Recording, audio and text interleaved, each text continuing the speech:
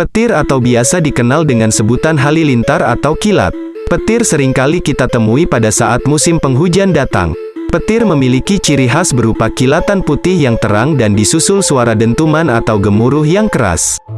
Petir merupakan sebuah gejala alam yang umum terjadi dimanapun ketika musim hujan tiba, tak terkecuali juga di Indonesia. Dinamakan petir merupakan sebuah kilatan cahaya putih yang menyilaukan. Sedangkan suara menggelegar yang datang sesudahnya disebut dengan guruh. Biasanya, petir dan guruh akan datang secara beriringan, namun terkadang jeda waktu antara kilatan dan juga suara gemuruh terbilang seperti sesaat. Perbedaan waktu datang ini biasanya disebabkan karena perbedaan antara kecepatan suara dan juga kecepatan cahaya. Petir merupakan sebuah simbol dari listrik alam. Gejala alam petir ini bisa dianalogikan dengan sebuah kondenstor raksasa. Di dalam kasus ini lempeng pertama adalah awan yang bisa dianalogikan menduduki sebagai lempeng negatif maupun positif, dan lempeng keduanya adalah bumi yang dianggap sebagai lempeng netral. Seperti yang telah kita ketahui bahwa kapasitor merupakan sebuah komponen pasif pada rangkaian listrik yang bisa menyimpan energi sesaat. Tidak hanya pada bumi saja, namun petir juga dapat terjadi di antara awan dan awan. Hal ini dapat terjadi apabila ada salah satu awan bermuatan listrik negatif dan awan lainnya bermuatan positif. Untuk mengetahui secara lebih rinci, berikut kami telah rangkum proses terjadinya petir dan dampaknya yang perlu diketahui. Proses terjadinya petir di muka bumi merupakan sebuah fenomena alam yang pasti akan terjadi karena dipengaruhi oleh beberapa hal yang menyebabkan hal tersebut dapat terjadi. Seperti halnya hujan yang terjadi dikarenakan adanya penguapan di planet bumi yang naik ke atas, petir juga akan terjadi karena sesuatu serangkaian proses juga. Petir akan terjadi karena adanya perbedaan potensial di antara awan dan bumi atau dengan awan yang lainnya. Terjadinya petir juga dapat dijelaskan melalui beberapa proses yang memengaruhi. Berikut proses terjadinya petir yang perlu Anda ketahui. 1. Proses terjadinya muatan pada awan ini dikarenakan awan akan terus bergerak secara teratur dan terus-menerus.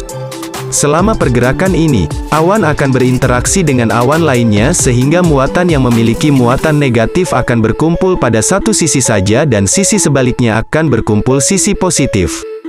2. Terjadinya pembuangan muatan negatif. Hal ini dikarenakan apabila perbedaan potensial antara awan dan bumi akan cukup besar.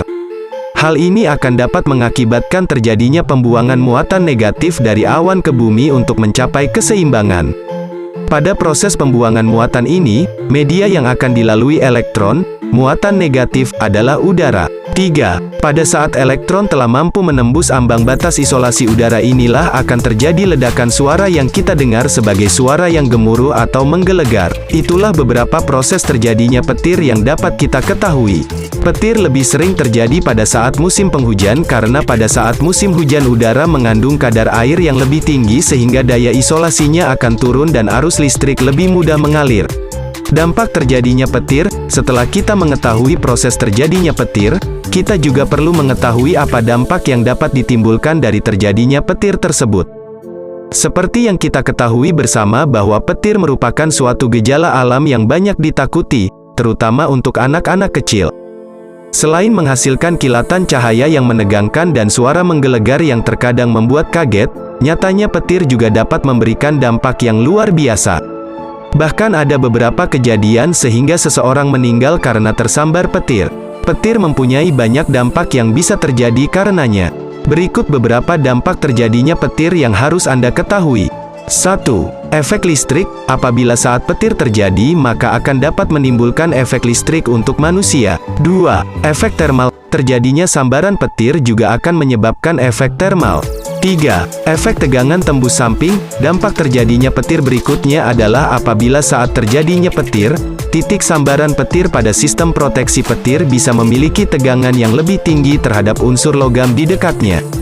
Sehingga hal ini dapat menimbulkan resiko tegangan tembus dari sistem proteksi petir yang telah terpasang menuju struktur logam lainnya.